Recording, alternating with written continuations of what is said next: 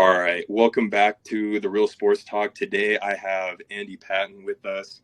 I'm super excited to have him. He's coming to sit down on the pod today. I'll let him introduce himself, but yeah, let's just get right into it. Yeah, so Vaughn, thanks so much for having me, man. I appreciate it.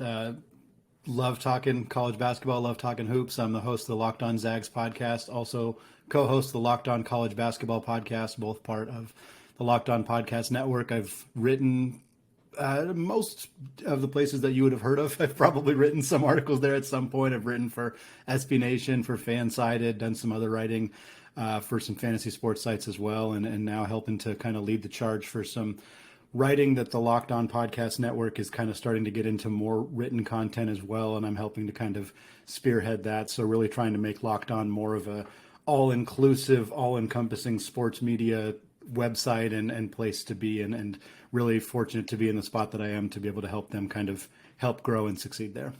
That is super awesome. Okay, so let's just take it back a little bit. Kind of tell us where you're from, who you are, what makes Andy tick. We'll just get into it. We'll go from there. Yeah, so from Tualatin, Oregon, just outside of Portland, where I was born and raised. Went to Gonzaga for undergrad, of course. Was there from 2009 to 2013. My senior year was part of the Kennel Club board. Got to sit in the front row and help lead cheers for that team that ultimately ended up being the first time Gonzaga was ever ranked number one, which, 10 years ago was a really big deal. It's kind of seems more commonplace now than it ever has been historically, but that was a pretty monumental season for me and an opportunity to really get immersed in Gonzaga basketball and that culture. I went to grad school at Seattle University, graduated in sports media, sports administration and leadership was the program there at Seattle U, and I started working in college athletics, worked at the University of Portland, worked at Seattle U, and then kind of started to get an inkling that, hey, sports media is really the direction I want to go. I want to write, I want to podcast, I want to do those things, and got an opportunity to start covering the Seattle Seahawks for USA Today, which I started in 2017, and I got the opportunity with that to cover the team, go to the practices, go to the games, talk to Pete Carroll, talk to Russell Wilson, do all that stuff, and it was a life-changing experience for me. I got paid virtually nothing to do it, which was very difficult, but had an absolute blast and was hoping to get promoted to my own site and getting a little bit more financial stability. Didn't end up happening. COVID had a big impact on that and ended up quitting and getting a real job, but just never really liked the real job. And through that opportunity with covering the Seahawks, I got invited to join the Locked On Network, which was very new at the time. And they were looking at me to potentially host Locked On Seahawks, and they ended up picking a colleague of mine, Corbin Smith, who has continued to host Locked On Seahawks for 6 years and is phenomenal. But they gave me the chance to host Locked On Mariners, which they hadn't started at the time. So I was actually the very first host of Locked On Mariners. I did it for about 2 months, and it was very difficult and very time consuming, and I had no previous podcast experience. And as you know, with the first couple months of podcasting, it's really hard and really difficult, and I struggled with it, and I struggled doing it every day. So I ultimately left, but I knew I wanted to podcast. So I started my own, which was called Zags Score, all about Gonzaga, because at the time Locked On was not interested in starting a Locked On Zags podcast, which at the time made sense because they only had about 30 or so shows. But then after a few years of doing Zags Score on my own, they did start a Locked On Zags podcast. They actually hired my friend Stephen Carr to host that show. He did it for a few months, got a job at Gonzaga in their athletic department, which meant he couldn't continue to host the show. So then they invited me back. So it's kind of a unique full circle moment for me of getting back to this industry, back to this job that I loved. And Locked On Zags has taken off in a way that I really couldn't have projected or predicted. It was doing well when I took it over because Stephen had built up a good listenership, but it has exploded in popularity and the YouTube channel has taken off. And just looking at it today, I'm very close to 2,000 subscribers, and that just blows my mind, man. We have shows like Big 10, Big 12 shows with huge football backings, and they don't have as many listeners as I do. And I'm so thankful for the Gonzaga community to be so invested and involved in this team that they're listening to a podcast about Gonzaga basketball in late July when we're so far removed from the season. It's a pretty special thing for me, and to get to then host Locked On College Basketball with that and really just get to be fully immersed in this sport that I love, even as it is changing so dramatically these days. It's been It's been a true honor to get to do that. The Locked On, you just touched on the Mariners real quick. That's I was telling you right before this. The Locked On Mariners is how I kind of found you because Mm-hmm. I watched Colby Patton Mm-hmm. or what's his last name? Pat Node, I think is how you pronounce it. Yeah, well, Mm-hmm. I like them. And what's Mm-hmm. the you know what the other guy's name is? Ty and Colby. Yeah, they got a good yin and I yang. I love them. They're so good Mm-hmm. together and things like that. They're super awesome. But Mm-hmm. let's talk a little bit as you just were. Tell us about the Locked On Sports. Kind of what is it that you're trying? What is your goal? What do you Yeah. try to get across on your shows? Oh man, I got goals that are absolutely terrifying, which is what you're supposed to have, right? For me, Yeah. I think with Locked On Zags, it's really I think I have a good understanding of the community, having been an alum, having been in Spokane, having kind of interacted with the kind of people who are Gonzaga fans. And for me, I really just want to spread the word about this program and this team. And I there are a lot of people who host podcasts about sports who can lean into the negative, and it is a very valid way to make a living. I mean, some of the most professional sports media personalities, the first names that people come up with are people who are often fairly negative: Skip Bayless, Stephen A, etc. But that's never been my MO, and I think I'm fiercely defensive of Gonzaga to the point where I can take it personally when people say negative things about Gonzaga, even if they're not negative things about me. And I think I really just want to be this place that people can listen to everything there is to know about this program, whether it's transfer rumors, whether it's conference realignment rumors, whether it's just good old fashioned X's and O's about the team on the floor, and trying to get into more conversations about women's basketball and baseball and track and field. They had one of the most exceptional student athletes in school's history, just graduated from the track and field program last year. Got a chance to talk about him on the show, and I think just Locked On is a program or an institution that I think is really kind of on the cutting edge of athletics and sports media.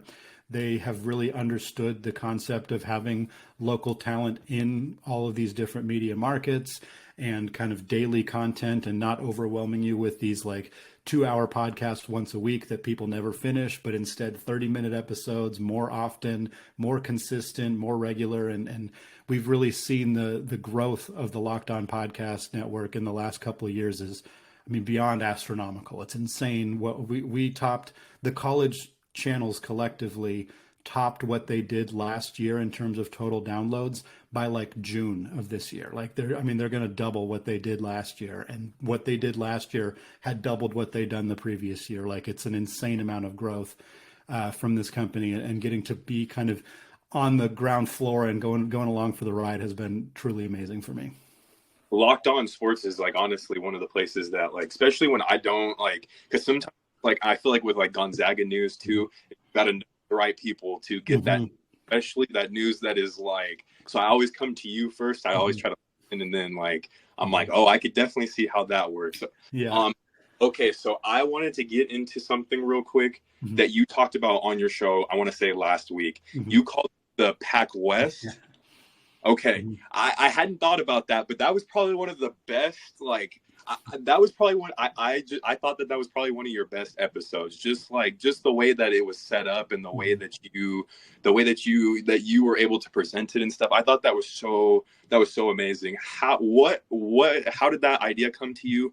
Do you think that's a realistic idea? Is that something that could happen? Because I like that. Mm-hmm. That is.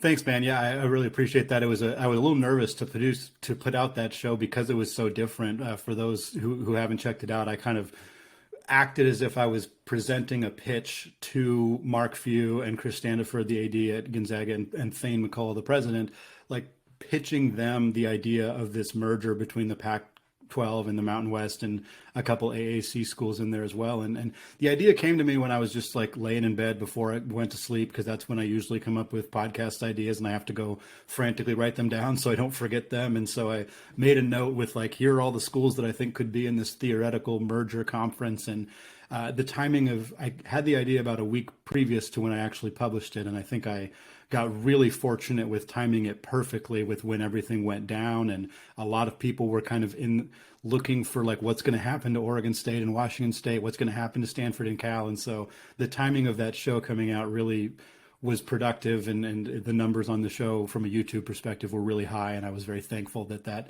kind of came together the way that it did. But I do think it's possible that something like this happens. And the Mountain West has kind of said, hey, we're not interested in merging, which I think makes sense right now because the Mountain West would rather absorb those schools without having to actually give up their name and their brand. And if they're able to pull off absorbing Oregon State and Washington State, I think they'll happily do it. I'm less confident they'll be able to land Stanford and Cal, although the Big Ten doesn't want them, and now the ACC doesn't want them. So I'm not really sure what the heck's going to happen for Stanford and Cal. But if they do end up kind of aligning forces here and joining some group with the Mountain West and pulling in some AAC schools like Memphis and SMU, who I mentioned in that show, like I think that could be a really appealing option for Gonzaga if they feel like the Big 12 is less likely to come calling, which I think, I haven't given up hope on the Big 12, but I do think that the odds have kind of fallen, and I think the Big 12 is more interested in adding UConn because they have that football school and they don't necessarily have to worry about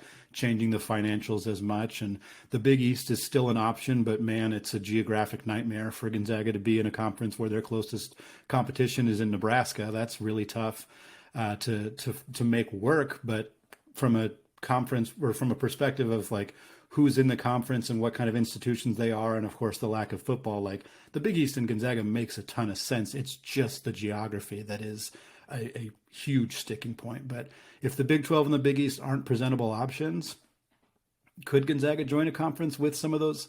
To me, I would love to see Gonzaga in a conference with San Diego State, because Gonzaga and San Diego State could be a top 10, maybe top 5 rivalry in college basketball. Legitimately, it could have that kind of, and that's no disrespect to St. Mary's, who has been a tremendous rival for Gonzaga for decades now, but Gonzaga and San Diego State would be on another level, and it would be unbelievable if those two teams could match up that way. Is it likely? Really hard to say. Things change on a dime. By the time you're listening to this, things might have changed. Like it's legitimately happening that quickly, but I would love to see something like that if Gonzaga could find a way to make it work.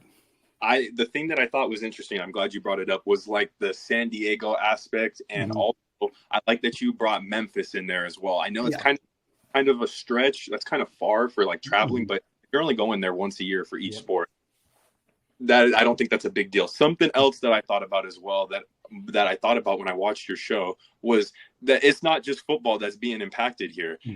What are your thoughts on that? Do you just feel like football's just like giving all the other sports the FU, or like what do you think is pretty much? I mean, you kind of nailed it right there. I think Chip Kelly just had recent quotes, of course, UCLA head coach, and he was talking about how he thinks that football should try to go independent from the rest of the sports, which is not going to happen. I don't think he thinks it's very realistic for every Division I football team to suddenly be independent and playing kind of outside the rules of the rest of the college athletics teams, but it would make sense because like the people who are excited about USC, UCLA, Oregon, Washington joining the Big Ten, or even the people who aren't excited about it, everybody's talking about it from a football perspective. There are some people talking about it from a men's basketball perspective. We talked about it on Locked On College Basketball. It's going to be weird seeing, Mike Hopkins' zone defense in the Big Ten. Like there's some weird kind of wonkiness about it, but for the most part, nobody's really talking about this from the softball perspective, baseball perspective, tennis,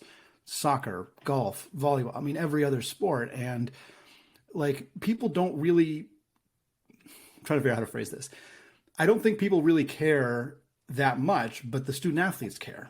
Exactly. It affects them tremendously. And if Joe Schmo really wants Oregon's football team in the Big Ten, but doesn't really care if their soccer team is or if their softball team is, then why not separate those two things? And the logistics of this are incredibly complicated. And I don't have a solution to that. If I did, I would be making a lot more money working for somebody to try to enact that. But it doesn't make a lot of sense that a lot of people who are suffering, and you could say, oh, they could transfer somewhere else, whatever. If you joined the Pac-12 because you wanted to play close to home, you wanted to play on the West Coast, you wanted your family to come see your games, and this is what softball players are going on Twitter and directly saying, I committed to Cal or to Stanford or whatever so that I could be close to home. And now I'm going to go play, or if you went to, UCLA, now I'm going to go play Rutgers. Like by the time I'm a senior, like I don't want to do that. And I think that's legitimate. Some might be interested in it, some might not. But for the most part, the fan base, the people who are watching these sports, they don't care where the softball team is. They don't care if the softball team is still in the Pac-12. People at Notre Dame don't really care that the rest of their sports are in the ACC and their football's independent. It just doesn't matter. So it's not a solution that is easy. And I don't know that it is feasible, to be honest, but it sucks that people are using football to make more money for their institutions and that thousands of other people are suffering. I agree. That was going to be my next question, is if it honestly does impact them. Because the one thing I thought about was, I'm a Nebraska fan. So like I watch a lot of Nebraska sports and stuff like that. And so what I thought about was, first off, is UCLA coming to Nebraska in December. I'll take my chances any day of the week if UCLA coming to Nebraska in December. That's just me. That's just me playing football. Like Nebraska might not be any good, but like that kind of transition off of this a little bit. I want to get your thoughts on, what do you say to people that say that Gonzaga plays in a weak conference or that the WCC is not? It is the reason why Gonzaga will never make it to a national championship. Right. Well, I think for starters, Gonzaga's success over the last half decade, or even really over the last 20 years, but particularly in the last half decade or the last 8 years, really going back to that 2016-17 team, is just unprecedented. I mean, they've been 8 straight Sweet 16s. Teams don't do that. Teams in the Big 12 don't do that. Teams in the Big 10 don't do that. Teams in the Pac-12 don't do that. And you talk about the championship drought, I guess, if you want to call it that, for Gonzaga, like the entire Pac-12, which doesn't even exist anymore. But the last time they won a championship was 1997. Like, that's before Mark Few was even the head coach. The last time the Big Ten won a championship was, I think, 2000 or 2001. Either way, it was either Mark Few's first or second year as the head coach for Gonzaga, before this team was even a word that people knew, before anybody had heard of Gonzaga. That's how long it's been since the entire Big Ten has won a championship, which doesn't tell me that, oh, the Big Ten is crap or the Pac-12 is crap. What it tells me is that winning a championship is really freaking hard. Like, that's the main message that I get out of this. And for Gonzaga to have grown from this small Jesuit Catholic institution in an unknown city of Spokane to be a national powerhouse, to be in 2 NCAA tournament championships, to be in 8 straight Sweet 16s, like, you could argue that people will try to argue that the WCC has held them back, but like, I think that the WCC has helped propel them to this point. And yes, is their schedule weaker from January to early March than teams in the Big 12 and the Big 10? Of course. And I think that there's this sentiment that other people think that Gonzaga fans like don't understand that or don't believe that. And like, that's not true. I love the WCC. I'm a huge WCC basketball fan, but I would never pretend it was anywhere comparable to those conferences. It's not comparable to the Pac-12, even though the Pac-12 was bad last year. Top to bottom, the Pac-12 is still better. It still is. The Mountain West is closer, but it's still probably a little bit better. The WCC is a very, very good mid-major conference, but it is still below all the Power 6 conferences. Having said that, Gonzaga has ascended beyond that to the point where it doesn't matter. It has not hurt them. It has not slowed them down. Would I like to see them schedule some mid-season games in February if they could to play premier teams? Yeah, and they used to do that, and they haven't done it as much lately, and I think that would be great. But I don't think that there's this Gonzaga has to get out of the WCC. They've made it clear that they're pretty happy in the WCC. They have not said ill things about the WCC. They've also, hired a consulting firm to help them look at possibly getting into the Big 12. Like, they're not hiding that they are exploring other options. But at this point, if you're just sitting on your hands, I mean, adapt or die. You have to be ready to move at this point in college athletics. Look, the Pac-12 sat on their hands and they died. Like, that's exactly what happened. So Gonzaga exploring those options is smart. But I don't think Gonzaga's in a bad spot in the WCC. And I think fans who immediately default to, oh, the WCC is holding Gonzaga back or they're in a weak conference are just usually willfully ignorant. They're just not wanting to learn more about it. And like going to them and saying Santa Clara is actually good isn't going to change their mind. It's not going to change their mind. And so you kind of have to just learn to let them say their piece because they're mad that your team's been in the Sweet 16 in more consecutive years than whatever team they're a fan of. Exactly. Do you know how much Gonzaga makes every year? What is the basketball program? What's their baseline? Financially? Yeah. I don't know the exact figures. What I do know is that they get a bigger cut from the WCC than they're getting, like a bigger percentage cut, which they negotiated. I think it was like in 2018, and that was when they were negotiating with the WCC, trying to get a bigger cut, trying to get some more financial incentive for their program. And the WCC was hesitant to the point where Gonzaga went to the Mountain West, said, "Hey, we might be interested in joining." Mountain West unanimously voted to accept them. And then the WCC made some concessions, and Gonzaga gets more money from, like, every win that your conference has in the NCAA tournament is called a unit, and all of those units are worth a certain amount of money, and that money gets distributed evenly among the teams in the conference for almost every conference in America.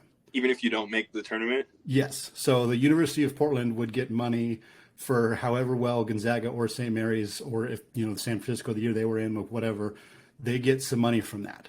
Now, most conferences split that evenly.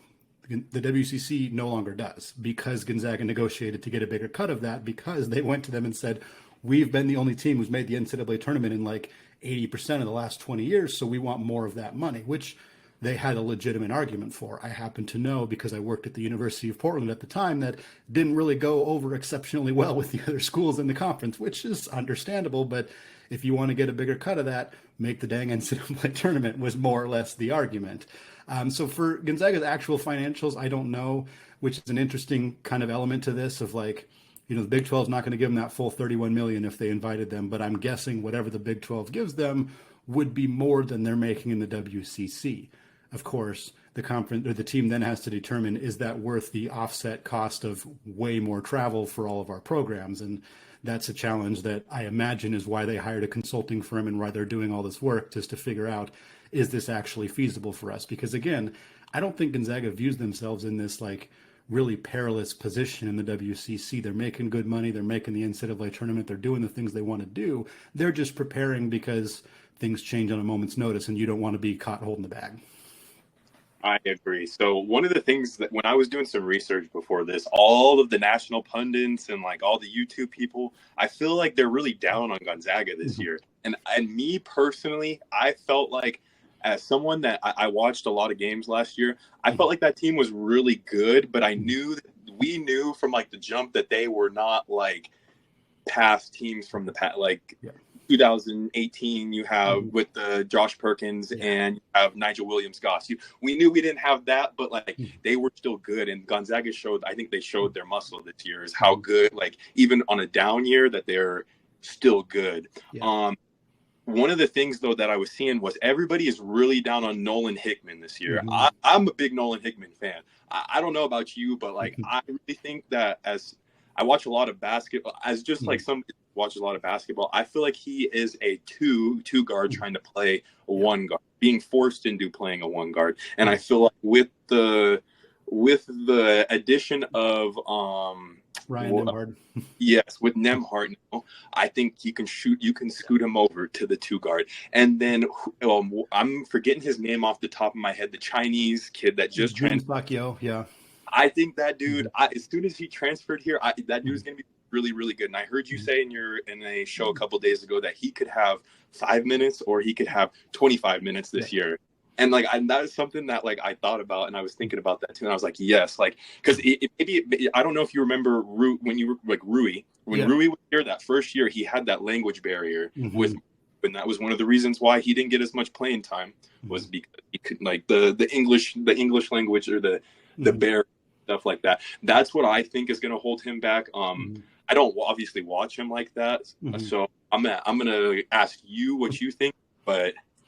Yeah, that's kind of that's my 2 cents. What do you have to say? Yeah, I think first on the Nolan Hickman front, I agree with you 100%. I think Nolan Hickman, and I think Gonzaga and the staff is aware of that, because they wouldn't have brought in Ryan Nembhard if they were adamant that Nolan Hickman is their point guard of the future. They would have maybe tried to make an addition at the shooting guard position, find somebody who wanted to play off ball, and let Nolan run the point again next year.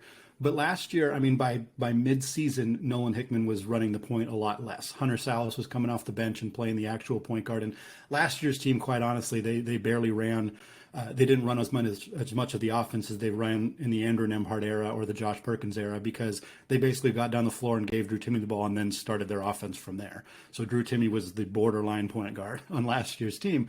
But I think for this year, Nolan being off ball, being more of a catch and shoot threat, secondary creator, like I think he's really going to thrive in that role. I'm not saying he's going to come out and be like all WCC first team or, certainly all American or anything like that. But like, I think that a lot of people are going to eat their words on how critical they've been of Nolan Hickman, and I think that's the best case scenario for him. And then speaking on Yo, it's really hard to know. I think Rui didn't have the advantage of getting that extra semester that Yo did. Yo joined this team in January. He spent all of January through March on this team, on the roster, on the bench, at every game, on the road with the team, like learning the culture, some of the language barrier. I don't know specifically how much of a language barrier there is for him, but it's better than it would have been now than it was in January. They're almost certainly. And so I think he has the advantage of being able to hit the ground running a little bit more than Rui might have, because Rui was also, I think, 18 or 19 maybe when he came to Gonzaga. Yo's 21. So he's already a few years older. He's more physically mature. He has the benefit of having been in the States for nearly an entire year before he even starts his college basketball playing career. And so to me, I think that puts him in a position to potentially contribute a lot more earlier than we may have thought. But I haven't seen a lot of him, so I just don't know. You kind of try to read between the tea leaves and see what Gonzaga's moves were this offseason, and okay, are they kind of paving the way for him to potentially play a big role? And honestly, it's kind of hard to tell, because Steele Venters, the player they brought in from Eastern Washington, he could play that 3 role that Julian Strother played last year and potentially play a big, like a 30-minute per game role there and limit Yo to spot minutes. Or they could play Venters at the 2 and have Venters, Hickman, and Nemhard be your 3-guard rotation and play Yo a bunch of minutes at the 3. Like, there's a lot of options. And then they bring in Marcus Adams Jr., who they just added to the roster. And it's like, well, now it's really hard to tell. So I'm extremely excited for Craziness in the Kennel. I'm extremely excited to actually hear from Mark Few and kind of get a sense of where, what they think these pieces are all going to look like. But I also remind myself, and it's a friendly reminder to listeners as well, like, last year, until the first game of the season, I didn't think Anton Watson was going to start. So, like, you just don't know exactly what's going on. Watson not only started last year, of course, he was absolutely incredible. So it's always hard to know, but I think you're absolutely correct that for this team to reach their potential, like the best and worst case scenarios for this team are very likely dependent on Nolan Hickman and Jun Sakyo. Feel like 2 of the most important players in that kind of carousel for the Zags, and I'm excited to see how they do. Okay, so let's talk some Drew Timme real quick. Drew Timme, probably one of my favorite Gonzaga players of all time. How could he not be? I'm a 98, so yeah. Like I didn't get to see John Stockton and all of them, so don't shoot the messenger. But like, let's talk. We lost 7 players this year. Julian Strother to the draft. Drew Timme he's played in the G League or like the summer, whatever. We lost Malachi Smith. Is he playing overseas? I think he will be. I'm not sure if he's signed anywhere yet, but he played in the summer league as well a little bit. We had Efton Reed. This was something that I wanted to get your thoughts on. I wanted to know what you thought about Efton Reed this past season, and kind of what happened with that. Yeah, it was a frustrating situation. I think when so Gonzaga was looking for a big man throughout that whole process last offseason, and one of the big hinges was that Drew Timme waited until literally the 11th hour to decide whether he was going to return to school or not, which he had every right to do, but it meant that Gonzaga was pursuing transfers while trying to sell them on, you could come to this program and you might play 30 minutes a night, or you might back up one of the most prolific college basketball players ever. It's one of those 2 situations. And so Fardaz Amack chose to go to Texas Tech instead of coming to Gonzaga. Janai Broom chose to go to Auburn instead of coming to Gonzaga, and both those guys excelled. Amack had some injury issues, but those guys did well in those systems and would have done great at Gonzaga, but they didn't want to risk that. Efton Reed was a freshman. He'd only played 1 year of college basketball. He was a top 25 recruit out of high school, and things did not go well for him at LSU. So he was in a really enviable situation to come to a program that really values low post scoring threats, that has high usage rates for their centers, and it made a ton of sense. The fit was obvious, but it just never got off the ground. And he seemed to struggle to adjust to the offense a little bit early in the season. And I really think that had he gotten consistent playing time throughout the year, that he would have figured out the offense, he would have gotten more comfortable, and he probably would have developed into a really good backup center with the chance to take on a huge role this year. But one key thing happened that prevented that from happening, which was the emergence of Ben Gregg. Ben Gregg came out of nowhere. I mean, not nowhere, but I didn't expect him to have that kind of role. Nope. And then he has this high energy guy. He's got 38% from three last year, gobbling up rebounds, like fouling the crap out of Zach Edey in that Purdue game. And you were like, this kid is fun. And so he earned more playing time over Efton Reed. All of a sudden, Efton is a complete ghost. He's barely in the rotation at all. And then he transfers, and it was a little surprising to see him transfer specifically because he had to risk potentially not being eligible to play next year, which as of right now, I do not know if he will be able to play for Wake Forest or not. He's presumably waiting for the NCAA to make a decision. But people didn't think he was going to transfer because of that. But I can kind of understand why he felt like, hey, like I didn't get the playing time I thought, and I want to go somewhere else where maybe it'll materialize for him. And the Zags hadn't added Graham Ike when Reed hit the portal, and maybe they wouldn't have, but they probably still would have, to be honest. And they would have Ike and Gregg and Watson and Reed, and he'd probably be in the same situation he was last year. So I don't really blame him for leaving, but it was unfortunate that a player who I think is probably going to end up having a productive college career just didn't pan out here. Okay, so two others. We'll kind of just talk about both real quick because let's talk Dom Harris. And let's talk a little bit of Hunter Silas. Yeah. I was a big Hunter Silas fan. As I told you, I'm a Nebraska fan. So I watch a lot of Nebraska, Creighton. Yeah. I follow along. My dad was a really good basketball player in Nebraska. So he's always big into like what's going on in Nebraska. We've known about Hunter Silas for a long time. Yeah. Yeah. So Hunter Silas, he's a dog. Why did he not come back this year? I thought he should have, because he would have had a huge. Nemhart probably doesn't come if he stays.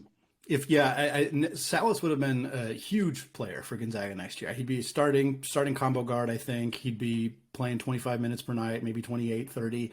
I think he'd have had a breakout year, and I think he's going to have a breakout year at Wake Forest. I have gone on record of saying this already, but Wake Forest in back-to-back years has brought in a transfer from a reputable program, brought them to their program, and turned them into an all-ACC performer. Alondas Williams was ACC Player of the Year. Jake LaRavia was a first-round pick in the NBA draft. Like, this is something that Wake Forest does, and Hunter Salas fit what they like, the kind of player that they like to get and develop perfectly. So I think he's going to have a monster year, and it is going to kill Gonzaga fans to see him doing what he's going to do at Wake Forest. But he didn't get the playing time that he felt he deserved. Plain and simple. And I kind of agree with him. I think there was times last year when Nolan Hickman was struggling, or when Rasir Bolton was struggling, that they could have used a player with his defensive abilities, his growing offensive game. He wasn't a great three-point shooter. He may never be a great three-point shooter, but he made things happen on the basketball floor that some of the other guards for Gonzaga didn't really do. And he'd have some games where he'd play 18, 20 minutes, and some games where he'd play like 9 or 10. And there was frustration within the family. There was frustration for him, and he didn't express it in ways that were obvious. I never saw him pouting, and I looked for it. I really did. And I never saw him do that. I think he was a very high character kid. I think he's still a very high character kid. But when you go across the country for 2 years and expect to be a one and done and think, okay, well, I wasn't a one and done, but that's okay. I'll explode my sophomore year. And the team brings in somebody like Malachi Smith, who was a really good addition, but I can see why Hunter was like, well, there goes some of my playing time. So when you're a program like Gonzaga or Kansas or North Carolina or whoever, you want 10 really, really talented players on your team, but you're only going to play 8. So every year, a couple guys are going to be frustrated. And Salas definitely fit into that, even though he was in the rotation. And then Dom, who you mentioned before, he fits into that. And he wasn't in the rotation. And obviously, injuries played a huge part in Dom's career at Gonzaga. He missed an entire year with a foot injury, but he didn't make the rotation last year. He just didn't do it. And Uh, some may say he deserved it and didn't get that chance. We never have really saw enough from him for me to feel that that's the truth. And that's not me knocking him necessarily. I'm just not going to blindly believe that he was good enough to play and the coaching staff just negligently chose not to. That just doesn't feel like something. Mark Few's made a lot of good decisions in his career. Doesn't mean he's never made any bad ones, but I just have a hard time buying that Dom deserved to play over those other guys. I think he just was on the outside of that rotation, and now he's at LMU, and hopefully he'll get a chance to play there and play well, and maybe prove some people wrong. Who knows? But I just thought it was another situation where they just had too many cooks in the kitchen, and somebody was going to be unhappy. And in that case, we had a couple guys who decided to take advantage of the new rules and go somewhere else. Yeah, but I was really disappointed. Dom is somebody. As I was saying earlier, I work at a lot of Gonzaga games, so like Dom always has a lot of crowd support, especially from the Kennel Club. They always, like, especially towards the end of the season, they brought this sign that said free Dom out the kennel or whatever. Like, because everybody wanted to see him play and everything, and I was just like, I felt for him because I mean I've been in that position before too, sitting on the end of the bench when you think you should be like out there giving something to the team. Like one last thing, we can't have like a little Spokane gathering without talking Anton Watson. Yes. What are you expecting out of Anton this year? Is he a first round draft pick, do you think? What are you looking for? I wish that I could believe that Anton Watson would be a first round pick. I think his age is going to be a limiting factor for him as a fifth year senior. And then the main thing that has detracted him from being an NBA player outside of opportunity, he didn't play much his first couple of years. He's an interesting case because he's always been in Gonzaga's rotation. Like Julian Strother had a year where he basically didn't play at all. And like many Gonzaga players have had seasons like that. I mean, you mentioned Rui earlier as a great example, but Anton Watson started the first 5 games of his college basketball career. Like he has been a part of Gonzaga basketball every season he's been there. But last year was the first time we saw him really get the ability to be offensively creative, to go find his own shot, to get the ball in positions to score. Before, he just was a defensive player who was just kind of there on offense. Like, don't turn the ball over, take wide open shots. Otherwise, we don't really need you to do anything. And last year he got post ups, he got sets run for him. And now we're going into this next year without Drew Timme. Like, Anton has the ability he might score 15 a game next year, which didn't seem at all like something that was going to happen for him after his first couple of years in college. But he's emerged so much and developed so much as an offensive threat. As a three-point shooter, I think that's something that hasn't gotten a ton of attention. His volume has never been huge, but he shot 11% as a freshman. It was on a tiny sample size, but it was 11%. Last year he shot 33. That's a huge difference. And this year, he doesn't need to, jump all the way up to 44 or anything like that. But if he's 36, 38, if Anton Watson shoots 38% from 3 this year and scores 15 points per game, if he doesn't go in the first round, and I still don't think he will because NBA general managers are obsessed with age, I think it'd be a mistake. I think he's such a good defensive player and three-point shooter, and if he brings that three-point shot, he's got a perfect role in the NBA as a 3-and-D wing. One more thing on the current or just this past team. Why do you think Drew Timme does not have a spot in the NBA? Somebody that probably has some of the best footwork that I have ever seen. Can score the basketball. I mean, maybe other than the three. Why is he not in the league? Well, I just said with Anton Watson, 3-and-D is the valuable thing. And those are two things that Drew kind of lacks. He doesn't have a three-point shot that is consistent. I think he's a better three-point shooter than he maybe gets credit for, but he's also not, he's not going to be an elite NBA three-point shooter. He's just not. And then defensively, he has issues on that end of the floor. He's not a great rim protector. I don't think he's as bad of a rim protector as people might think, but he's not going to go be a shot blocker in the NBA. He's not athletic enough to do that. And more importantly, it's tough to switch him out on guards. He doesn't have the lateral quickness and foot speed to really be he's going to get cooked a lot on defense in the NBA, but the offensive skills are so dynamic and he's more than just a low post scorer. And I think that's where people maybe have mistakes about him. Yes, he's really good if you get him the ball on the block, really good, but you can also give him the ball 26 feet away from the basket and he's still really good. He might spin to the basket and get a lay-in. He might make a pass. He's a gifted passer. He's got high basketball IQ. He can handle the basketball anywhere on the court and be valuable with it. And to me, those are skills that like he's not going to be Nikola Jokic. Nobody's going to be Nikola Jokic, but like being used in a role where you funnel the offense through your big at the top of the key and let him kind of make decisions. Drew Timme could do that in the NBA right now. I have no doubt that he would be capable of filling a role like that. But it's the defense and the lack of an outside shot that are somewhat. I think there's also an age concern, and I think that that's a little bit of bias because Drew Timme is only 22 years old, but he looks older than that, and I think that people hold that against him, that he looks like a 30-year-old man when he's not. And I think there's this fear of like, oh, is there any upside with him? And it's like, yeah, he's 22. He might get a lot better. Like it's totally possible that he would improve significantly, but I think teams weren't really willing to buy into that, and that's why you see him not only go undrafted but really not get much of a look in the summer league. And I think that's a shame because I think teams are missing out on a guy who could be a really quality NBA player. I 100% agree with that. Drew, when he first came to Gonzaga, he not one of my favorites. I used to get mad because I think we had Zach Collins at the time, and I felt like every time the ball would come to him, he would hit him with a drop step every single time, and it would work. It would work. It would work. It would work every time.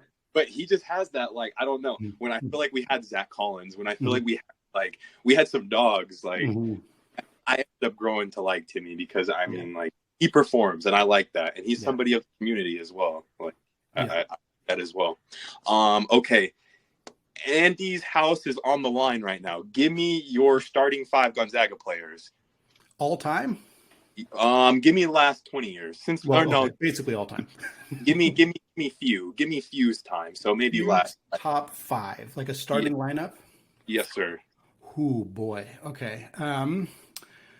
To me, I think you got to go Timme at the 5 now. I mean, he's all-time leading scorer in Gonzaga basketball history. It's really hard to ignore that. I think if I'm going at the 4, I'm tempted to go small with Rui, but I think I'm going to go with Domantas Sabonis at the 4. Just a tenacious rebounder.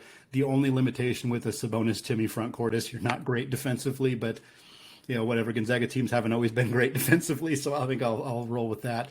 Give me Rui at the 3. Again, we're big, very big in the front court, but again, still a bit limited defensively, which is why I'm going to take Suggs at the 2, Jalen Suggs at the 2. Only 1-year guy at Gonzaga, but just unbelievably phenomenal. Helped lead that team to a national championship. And then if we're talking about point guards who lead a team to a championship, I'll go Nigel Williams-Goss at the 1. Leaving off Adam Morrison, which is very controversial, I imagine, leaving off Corey Kispert, leaving off, of course, Chet Holmgren, Kelly Olynyk, Shema Karnowski, all the other incredible bigs. But you only get 5, so it's really tough for me, and I think that team would be absolutely phenomenal to watch on the basketball floor. I 100% agree with that. That is the hard part because I feel like Gonzaga, that's why I wanted to because you could Ronnie Terrioff and all of them were in the Mark Few days, but something I was going to bring up, and I'm glad you said it, was Chet. I wanted to know, was Chet did he not live up to what you thought, or what did you think of Chet? Yeah, I think Chet wasn't utilized offensively the way that he could have been. I don't think that was necessarily a fault of Chet. I don't think that he necessarily underperformed. I mean, he shot 40+% from 3 and broke Gonzaga's all-time block record. When he came to campus, he was billed as a big man who could shoot threes and block shots. Like he did the things that we knew he was capable of, but I think he's really creative offensively. Like he can take guys off the dribble. He can do step back threes, like some of the stuff we saw from him in summer league, and we're going to see from him in what I expect to be a really good rookie season for him. He just didn't do it Gonzaga. And I don't think that was as less that he was incapable. It was just Gonzaga didn't really ask him to do that. And so he kind of filled the role that was asked of him, which I think actually shows what kind of player he is. Like he could be a complementary piece on a championship team. And I say complementary, not like, a seventh man, but like just not the focal point. If this Oklahoma City team wins a championship, it'll probably be because of Shai Gilgeous-Alexander or even Josh Giddey. And Chet will be like the 3rd or 4th piece, but he's going to be phenomenal. He's going to be a defensive player of the year candidate. And I think he filled his role admirably at Gonzaga. It was just disappointing that their season ended earlier than it should have because of that Arkansas game. But he played excellent, and I've loved watching him. I missed watching him last year, and I'm excited to see what his NBA future holds for him. Give me 2 underrated Zags. Historically? Yeah. Yes. Or we'll go Mark Few. We'll just keep it Mark Few. Yeah, Mark Few. I'm good with that. I don't know Mark Few players very well anyway. So I think Josh Perkins is underrated in a sense. I think that there's a lot of hate for him. The Gonzaga fan base tends to be really critical of whoever's playing point guard for the team, which is what we saw with Nolan Hickman last year, and we saw it for Perkins. And I get it, Perkins was a bit turnover prone and he was a little bit inconsistent, but he was excellent. He was a fantastic point guard, one of the 5 best in school history, and that's a really good group of players who have played point guard for Gonzaga. And I think that he is being looked upon a little bit more favorably as we get further away from his career, but I still think that he was never fully appreciated for what he was capable of doing. And I think I'm trying to think of another good one here. I don't know if he's fully underrepresented yet, but I think that historically we probably won't remember Killian Tilly for as good as he was. And Killian Tilly is one of my favorite players. I mean, hell, my dog is named Tilly after him. And so I think I have a soft spot for him, but big man who shot 40% from 3 in every season that he was at Gonzaga. He had some health issues, obviously, which was a big factor for Gonzaga in that 2019 or 2018 NCAA tournament when he got hurt and they got beat by Florida State. But I think Killian Tilly is probably about right in terms of how he's remembered right now. But 5 years from now, I think that we're going to have forgotten about him. And that makes me sad because I think he's really, really good and played the role that he was asked to do perfectly for Gonzaga for 4 years. I think Killian Tilly was I think both of those. Josh Perkins is probably him. I might have said this earlier. Him and Nigel Goss. I think that 2017 team was probably one of the best at least guard teams I have seen. Like, let me just preface that in my 25 years of life, like that team was just they were so good. I felt like Josh Perkins at the time. I just felt like he was more about like his looks more than about like he was the point guard more than. I'm the point guard. Like, a lot of flashy passes, all that stuff. Yeah, and like I'm somebody that, and this was another reason why I think I didn't really like Drew at the time. I'm somebody that like I'll just like it. Like I don't. We don't got to talk about it. Like I can tell that you're doing something. Like, right. And that's what I like about Gonzaga and Mark Few is it's never about like we all know we've been 20 times, like, or we've been to the tournament 25 times or whatever in a row. But like Mark Few doesn't got to tell you, he's not getting up on his blowhorn and I've been to the Elite Eight straight times. Like, and there's coaches that do that, and that would probably play maybe better to recruiting and stuff. But like, I just like how it's put your head down and go to work, and like the results, we will see the results. Totally. Give me your most memorable sports moment. Doesn't even have to be Gonzaga. It can be Gonzaga, but what is just a sports moment that just gives you chills when you think about it? 2 popped in my head. I'll give you one Gonzaga and one non-Gonzaga. How does that sound? Yeah. The Gonzaga one, Jalen Suggs' shot. I was in my apartment with my wife watching that game. I just started hosting. Actually, I think I was still doing Score Zags Score. I don't think I'd started it Locked On yet, but I had a Gonzaga podcast, and when that shot went in, I mean, I yelled, I screamed, I ran. Our apartment was not big enough to run a full circle around it, but I tried to do it anyway. Like, that was an unbelievable moment to watch that shot go down and know that we were advancing and we'd kind of exercised some demons against UCLA. I mean, just an incredible, one of the best games I've ever seen, and an incredible ending. And then non-Gonzaga one is the first of Damian Lillard's 2 incredible series-ending walk-off shots. Obviously, the one against Oklahoma City was fantastic, but I have a very distinct memory of the one against Chandler Parsons and Houston in 2014, I think it was. That was a really fun back-and-forth series. You had LaMarcus Aldridge dropping 45 in the first game, and that Houston team was really good with Dwight and with James Harden and everybody they had on that squad. And for Dame to hit that 3 coming off the screen, and oh man, that was just, I was in an apartment with my friends. They were doing homework and not even really watching the game, and I just yelled as soon as the shot went in, scared the hell out of both of them. It was a really fun moment, and didn't work out for the Blazers in that next round, but that was a defining moment of my Blazers fandom, and of course the defining moment of my Zags fandom as well with the Jalen Suggs shot. I was at that game when Damian Lillard hit that shot over Paul George. Oh, you had the Paul George one? Oh, yeah. I still have the videos. I was with some friends and stuff. That was the most insane, probably one of, maybe other than when the Mariners last year. I thought the Mariners, when they went to the playoffs, that was a blast too. Yeah. Most like that was pretty lit. Give me your opinion on some sports rivalries that you really enjoy. Sports rivalries that I enjoy. Well, of course, Gonzaga St. Mary's can't not mention that. Always been fun. I really enjoyed Gonzaga BYU too. I'm hopeful that those two teams can get a chance to play each other as non-conference opponents, assuming, of course, that Gonzaga doesn't join the Big 12. Other sporting events that I love. I mean, some of the classic ones. You got to love Duke Carolina if you're still talking college basketball. I love Yankees Red Sox is always fun as well. I wish that the NBA, like, again, as a Blazers fan, like, they just don't really have that. The Blazers Sonics used to be kind of a rivalry, but even then it wasn't as serious. So that's kind of one that I feel like is lacking a little bit. So yeah, I think most of the ones that I love are college. I mean, I'm from Oregon, so Oregon State is always interesting, always fun to watch. I'm again a little distressed that that's potentially changing pretty significantly, and the Apple Cup is changing as well. And I think college is the best place for those rivalries. And it's fun to get a chance to. I'm glad Gonzaga has a pretty natural rival in St. Mary's, and I like getting a chance to. I mean, last year's games, like, the tournament game was not as close because Gonzaga absolutely beat the tar out of them, but the other two games were really fantastic, and it was really fun to watch. What has been, and if there's too many, you can give me a couple, but what has been the biggest change that you have seen in college sports since COVID? Oh, man. Yeah, I think the most notable change has been the NIL. Like, that's been the biggest one. And the transfer portal is a huge thing. And obviously now conference realignment is about to be a massive change that I think will probably overtake this eventually when we see the fallout at schools like Washington State and Oregon State and what happens to their athletic departments.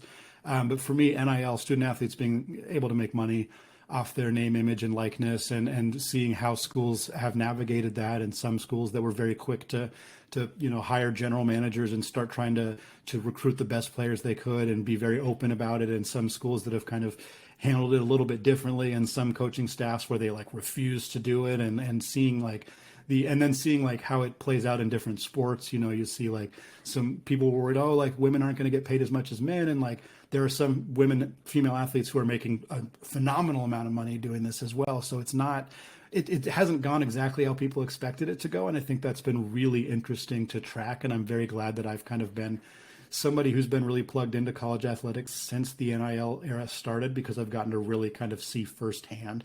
I've gotten a chance to speak to the Gonzaga, the collective, Matt Santangelo, of course, point guard for that 99 team, Shaniqua Nils, who played women's basketball at Gonzaga. They kind of help run the collective that makes money for Gonzaga student athletes, and getting to talk to them and see what their life is like and their experiences has been really cool. And I think it's good that student athletes are getting paid. There are some negative ramifications that we've seen and some things that need to get ironed out by some governing body. The NCAA doesn't seem particularly interested in doing anything about it. We'll see if that changes, but I think it's an overall positive change, and it's been fun to track. I agree. The NIL and like all of that is just so interesting. Like the numbers that I hear, even Gonzaga players that they're getting. Yeah. It's ridiculous. It's not ridiculous. Go get what you're worth. I'm all Right. about getting what your value is worth. NIL. Yeah. What impact do you think sports has on society beyond the game itself? That's an interesting question. I think you kind of see sports as kind of a microcosm of society in some ways, and I think in my first example is a negative one, but like the commodification of college athletics is based on greed, and it's based on kind of some of the fundamentals of capitalism, really, if you want to get all the way into that. But like you're seeing these programs make decisions based on bottom line and very little else, and the money that those schools are making, like, I mean, we can be transparent about this. Like, Oregon is going to make X $100 million more over the next 10 years in the Big Ten than they would have made in the Pac-12. Let's say it's $150 million, right? That money is not going to go to the softball team or the women's soccer team or the tennis team, right? Like, that money is going to stay at the top. It's not going to funnel down. And when you look at that as a product of like society and some of the challenges with decisions being made, at a government level, at a high level, based primarily on money, and that money not getting down to people who actually need it, you can kind of see the connection there. And to me, watching sports, college sports in particular, become so money focused has been sad, because I think that our society is already too money focused.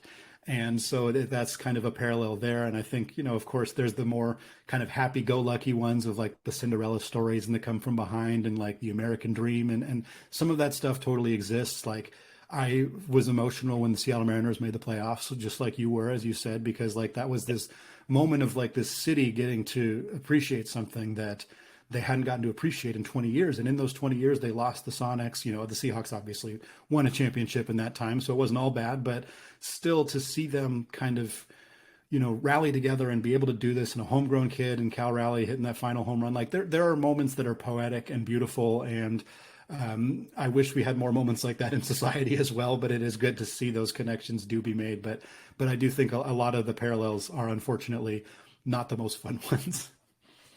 What lessons do you think business people can take from successful programs or just institutions? I think, like, again, part of it is learning how to make as many people around you happy as possible. Like, if you're making a decision that's going to benefit the biggest moneymaker like college football, you're making a decision that's going to benefit your football team, but it's going to have a negative impact on your other sports, like figuring out ways to alleviate that.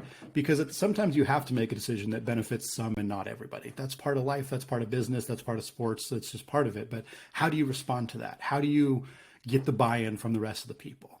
Because right now, if all of your other athletes are mad that you're making that decision and you can't find a way to get everybody on the same page, you're probably not a good leader. Like, that's honestly part of it. You have to be able to find a way to get everybody together, and you're never going to get 100% buy-in. That's really difficult. But I think there is a connection of how can I make this decision that I'm making or that we're making be something that everybody buys into? Because CEOs, if they make a decision that most of their employees don't like, they're going to have some serious issues. And it's the same at the top of leadership for sports as well. Last question, and then we will wrap it up. I really appreciate you. Yeah, we have Andy Patton with us. What is your definition of success? I think my definition of success is, it's changed, for starters. And that's something that I have kind of wrestled with a lot personally, of wanting to be the very best, be the best podcaster, the best media personality, the best writer. And I still have those things still drive me. I'm very competitive. Many people who write and podcast about sports are competitive because most of them were former athletes. And so I have coworkers and colleagues who are competitive. And for me, trying to figure out how to balance that desire to be, because to be the best, to do what I do, to podcast 5 days a week about this team and to try to do it the best. I mean, it's a ton of work. It is. And I have to figure out how to balance that with also like taking care of my family, spending time with my wife, spending time with my dog, spending time with my extended family. Like, eventually, if we have kids and everything, like being able to be present in that situation as well. And so for me, success is that balance.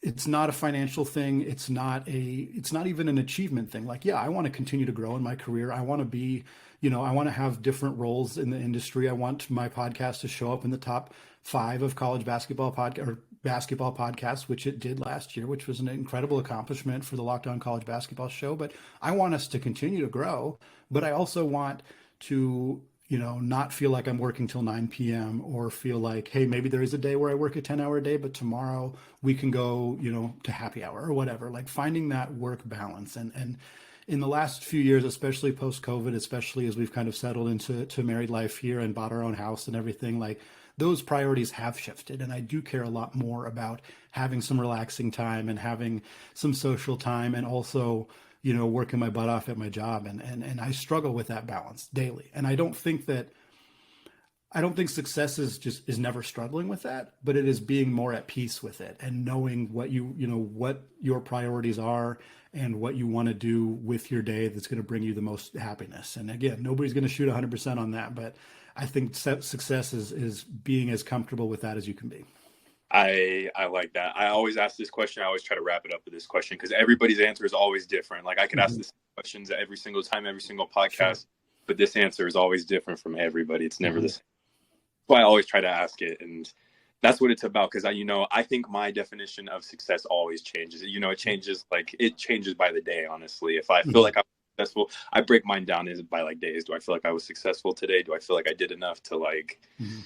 do enough as I did yesterday? Like things like that.